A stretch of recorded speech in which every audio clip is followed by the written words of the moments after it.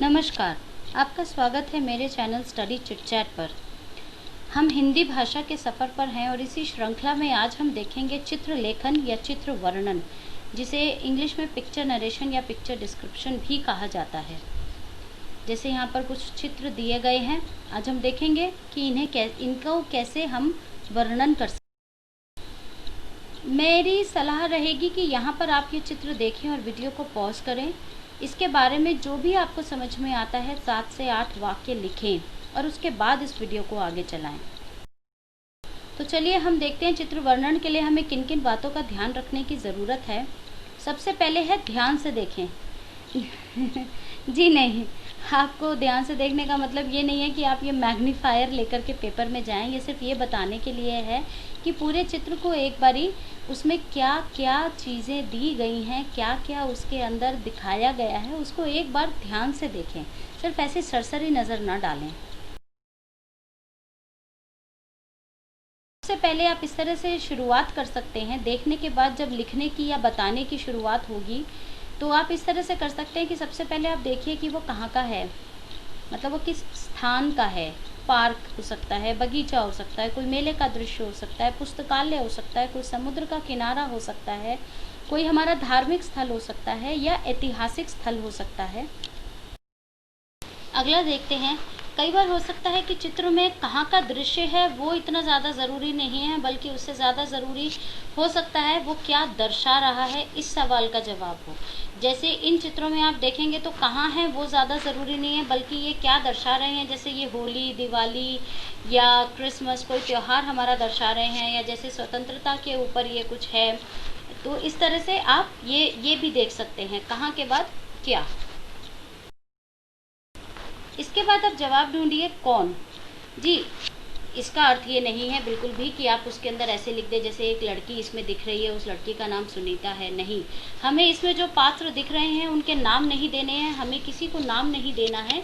लेकिन हाँ, ये बता सकते हैं कि जैसे इसमें वृद्ध हैं या इसमें कोई बच्चे हैं या महिलाएं हैं या पुरुष हैं, कुछ इस तरह का आप बता सकते।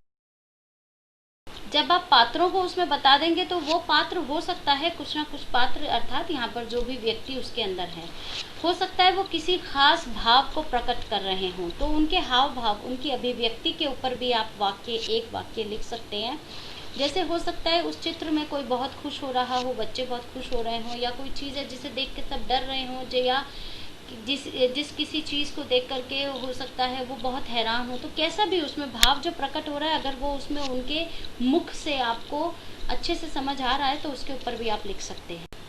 अच्छा, अब इसके बाद जो हमारा चित्र वर्णन है, आप देखिए चित्र सिर्फ जो दिख रहा है वो है, उससे पहले उसमें क्या हुआ है या उसके बाद उसमें क्या होगा हमें नहीं पता। तो हम ये नहीं लिख सकते कि ये बच्चा दिख रहा है, ये कल बाजार गया था, ये कल दिल्ली जाएगा, ऐसा नहीं। वो अभी क्या कर रहा है बस हमें उतना ही बताना है। तो ये था, थे, थी या होगा, ये सब में नहीं। आपका जो चित्र वर्णन होता है वो वर्तमान काल में, प्रेजेंट टेंस में होता है।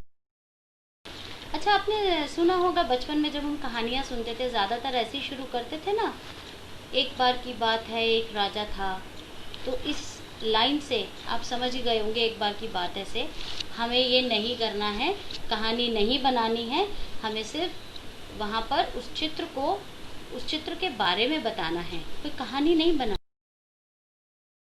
शब्दावली का उपयोग करें। इसका अर्थ है कि देखिए जैसे अब ये प्रयोग है, यहाँ पर ये भी हो सकता था अच्छे शब्दों का इस्तेमाल करें। तो इस्तेमाल से अच्छा शब्द है, जब आप हिंदी में लिख रहे हैं तो प्रयोग या उपयोग। तो ये आपको ध्यान रखना है, अच्छी शब्दावली आप उसमें उपयोग करें। और यदि आपको अच्छी शब्दावली सीखनी है, आपको काल के बारे में सीखना है और इन सब के बारे में अगर आपको सीखना है, तो आप बस इस चैनल को सब्सक्राइब कीजिए और हाँ, बेल आइकन को ज़रूर प्रेस कर दीजिए, उससे आपको सूचना मिलेगी सबसे पहले मेरा कोई भी नया वीडियो आएगा तो। क्योंकि मैं इन्हीं सब चीज़ों को लेकर एक पूरा अलग अलग वीडियो बनाने वाली हूँ, कुछ पर बन भी चुके हैं।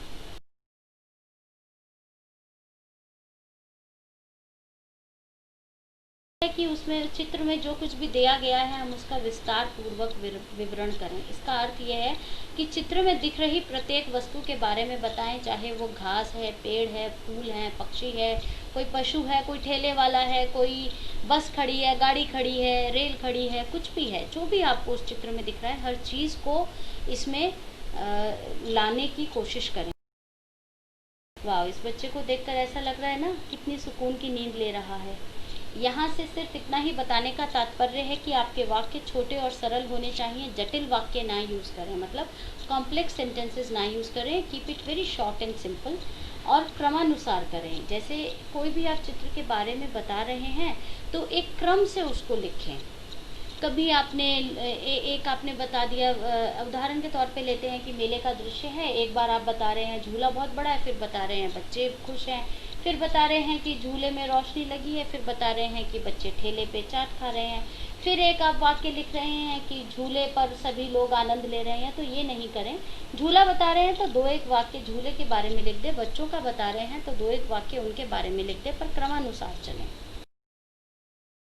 शब्दों को दोहराएं नहीं, यानी एक ही शब्द को बार बार ना लिखें। इसका मैं एक उदाहरण देती हूँ। जैसे आप लिख दें एक दृश्य है समुद्र के किनारे, आप उसमें लिख दें समुद्र का पानी, मुझे समुद्र में जाना बहुत अच्छा लगता है, मुझे समुद्र के किनारे चाट के जो ठेले होते हैं उन पे खाना वो बहुत अच्छा लगता है, मुझे पानी बहुत अच्छा लगता है, मुझे पानी में समुद्र के पानी में जाकर आनंद लेना अच्छा लगता है। तो ये अच्छा कई बार आ रहा है। पहली बात तो ये, या एक और दृश्य लेते हैं, जैसे एक दृश्य बगीचे का, तो फूल बहुत सुंदर हैं, घास बहुत सुंदर है, पेड़ बड़े बड़े हैं और तितली है वो बहुत सुंदर है, ये सब नहीं। तो एक सुंदर नहीं, देखिए हमारी हिंदी भाषा में भी ना कोई भी अभिव्यक्ति करने के लिए बहुत सुंदर, बहुत ही खूबसूरत शब्द हैं, बहुत तरह तरह के शब्द हैं।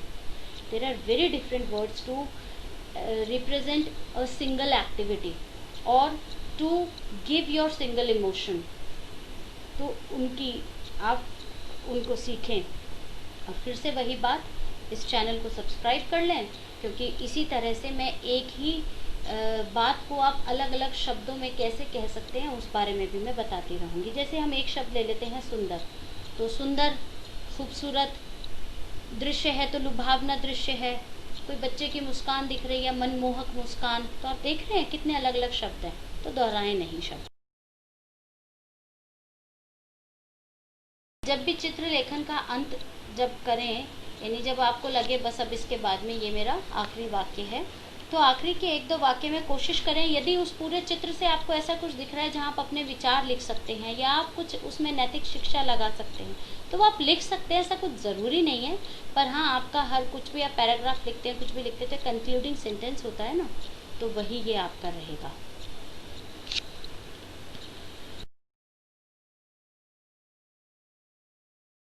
हमने देखा चित्र वर्णन में किस तरह से आप उसके बारे में लिख सकते हैं। आइए बस एक बार दोहरा लेते हैं। सबसे पहले चित्र को ध्यान से देखें, फिर उसमें कहाँ, क्या या कौन का उत्तर ढूंढें और वो उसके ऊपर वाक्य बनाएं, उसे लिखें। जब कौन हो जाए तो हाव भाव या अभिव्यक्ति के बारे में लिखें। ये सबसे ज़रूरी चीज़ है, ये सबसे ज़रूरी बात है जो आपको ध्यान रखनी है। चित्र वर्णन हमेशा वर्तमान काल में ही होगा, उसमें आपको कहानी नहीं बनानी है, अच्छी शब्दावली का प्रयोग करना है। चित्र में दिख रही प्रत्येक वस्तु के बारे में बताएं। अपने वाक्यों को छोटा और सरल लिखें, लेकिन क्रमानुसार लिखें। एक ही शब्द को बार बार ना दोहराएं और अंत में अपने विचार लिखें, या अगर हो सकता है तो कोई नैतिक शिक्षा भी लिख सकते हैं।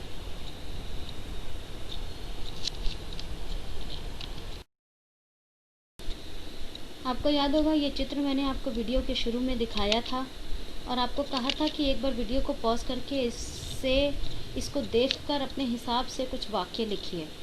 तो चलिए, अब तक जो कुछ भी हमने सीखा है उसके आधार पर हम एक बार कोशिश करते हैं और आप भी देखिए कि आप कितना समझ पाए हैं। यह चित्र एक रेलवे स्टेशन पर एक प्लेटफॉर्म का है। यहाँ एक रेल खड़ी है। प्लेटफॉर्म पर छोटी छोटी दुकानें हैं। चित्र में एक पुस्तक भंडार, एक चाय की दुकान और एक ठेला दिख रहा है। कुछ व्यक्ति किताब खरीद रहे हैं। 2 व्यक्ति प्लेटफॉर्म पर इंतज़ार में खड़े हैं। कुछ महिलाएं टिकट घर की ओर जा रही हैं। एक बच्चा ठेले से मूंग दाल के पकौड़े लेने के लिए खड़ा है। एक प्लेटफॉर्म से दूसरे प्लेटफॉर्म पर जाने के लिए पुल का प्रयोग करना चाहिए।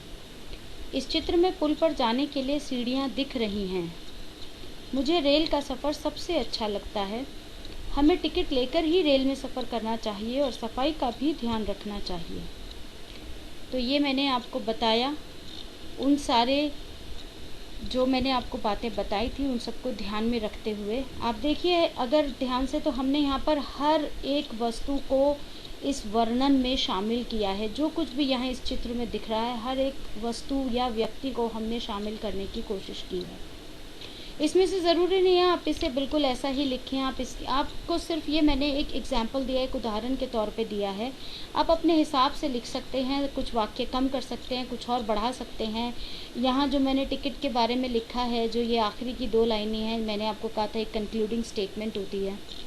आप चाहें तो इसे लिखें, आप चाहें तो एक ही लाइन लिखें, आप चाहें तो ना लिखें, आप चाहें तो कुछ और लिख सकते हैं इसके बारे में, जो भी आप लिखना चाहें। यहाँ पर सिर्फ वही जो मैंने पीछे वाक्य लिखे थे उनको एक बार फिर से यहाँ दिखा रखा है। आप यहाँ से पढ़ सकते हैं, इसे देख सकते हैं। आशा करती हूँ आपको इस चित्र वर्णन के पूरे वीडियो से कुछ ना कुछ तो ज़रूर सीखने को मिला है। आपको लगता है कि आपको कुछ सीखने को मिला है तो प्लीज़ मेरे चैनल स्टडी चिट चैट को सब्सक्राइब कीजिए, वीडियोस को लाइक कीजिए और हाँ बेल आइकन को प्रेस करना है ताकि आपको आगे आने वाली वीडियोस की सूचना सबसे पहले मिले। धन्यवाद।